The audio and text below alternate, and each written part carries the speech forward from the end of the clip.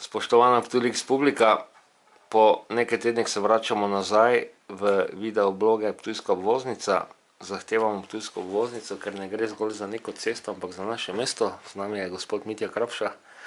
Kaj se je zgodilo od najnega zadnjega videoblog srečanja? Sicer se o tem konzultiramo redno. Snemali smo zadnji videoblog marca 2019, torej je kar nekaj zapovedati. Ja, se pravi, obvoznice še zmeraj ni. Še zmeraj sicer cesta tu skozi ni obnovljena. Smo pa dosegli, da smo dobili merilno napravo, ki meri kvaliteto zraka in pokazala je naše najhujše sume. Se pravi, imamo četrto najbolj onesnaženo lokacijo v Sloveniji po kvaliteti zraka. Zakaj, meniš, se nekako tega ne zavedamo z vso resnostjo, ki jo to nosi seboj? Mislim, da nimo, če gre malo izven konteksta, ampak da opišem pri sebi.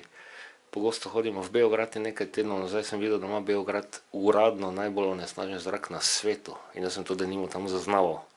In zrak dejansko vpliva na celostno počutje in zdravje človeka. Zakaj se torej mi tu ne zavedamo, da imamo tu top 5 v Sloveniji v onesnaženosti?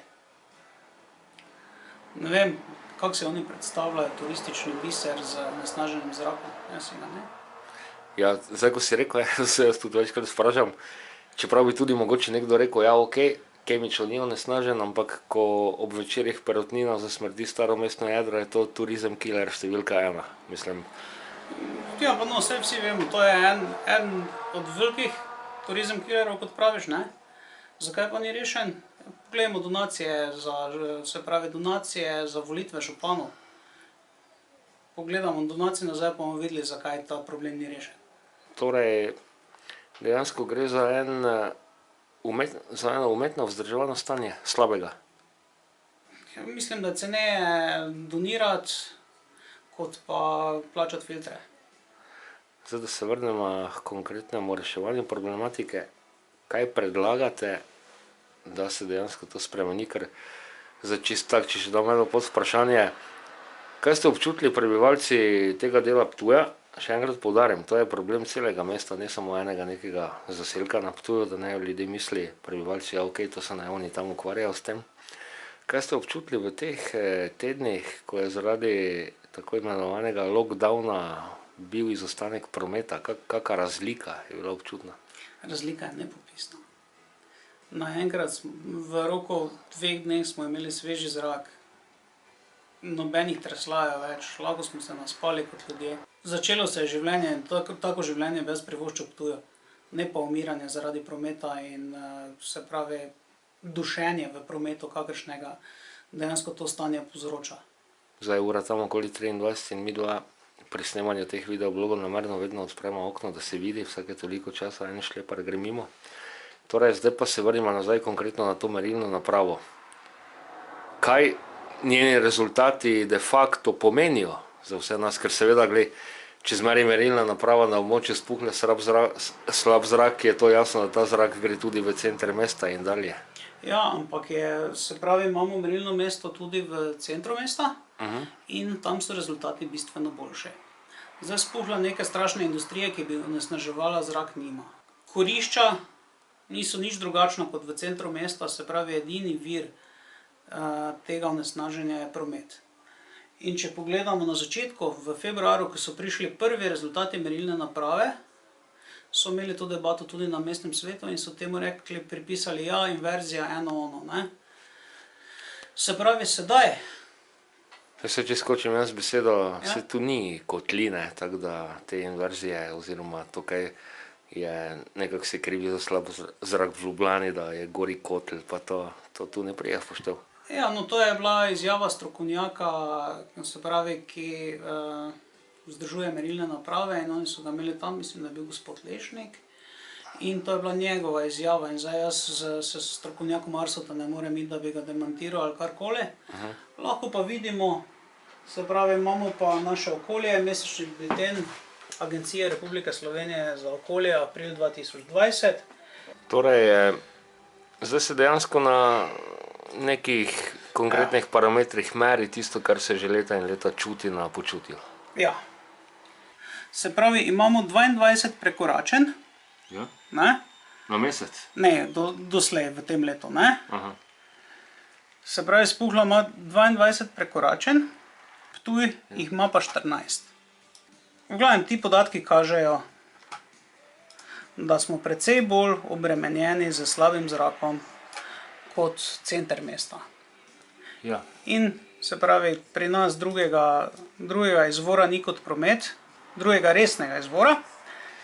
Se pravi, to nas preprosto duši neurejen promet. Cela Evropa je umaknila promet iz naseljenih območij, mi pa še vedno, se pravi, ostajamo. Evo zdaj spet. Se ne gre pri vsem skupaj samo za konkreten promet in te medljive. To jaz vidim, vedno ko sem tudi tu pri tebi. Gre za tresljaje in hrup. To je v bistvu en celostni paket stresa. Če pa še dodam, pardon, pred nadaljuješ.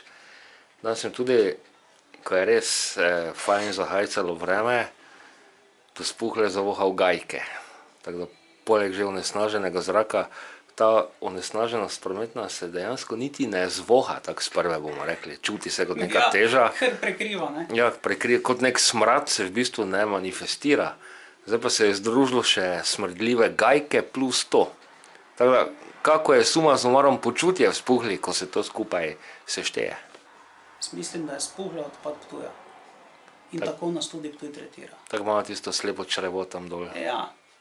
Vse bomo porinili sem, pa čisto preprosto v proračunu, ne? To je pa naslednja ugotovitev, ne? Ko se dela proračun po četrteh, ne? Vse, za kar se renovirajo gajke in vse, kar se dela v gajke, je to pod proračun mestne četrti Spuhla.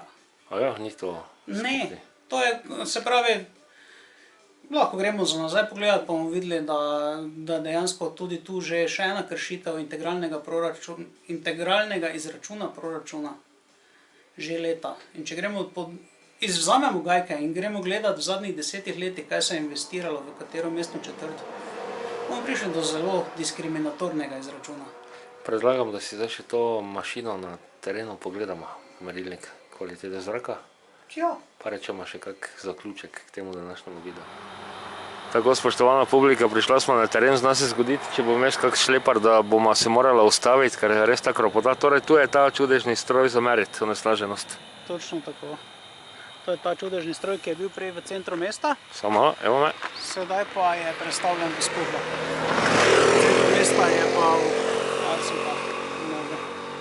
In kaj sedaj pričakujemo od tega, ko bo to mesec za mesecem potrjevalo te navedbe, ki jih itak človeški nosovi zvohajo?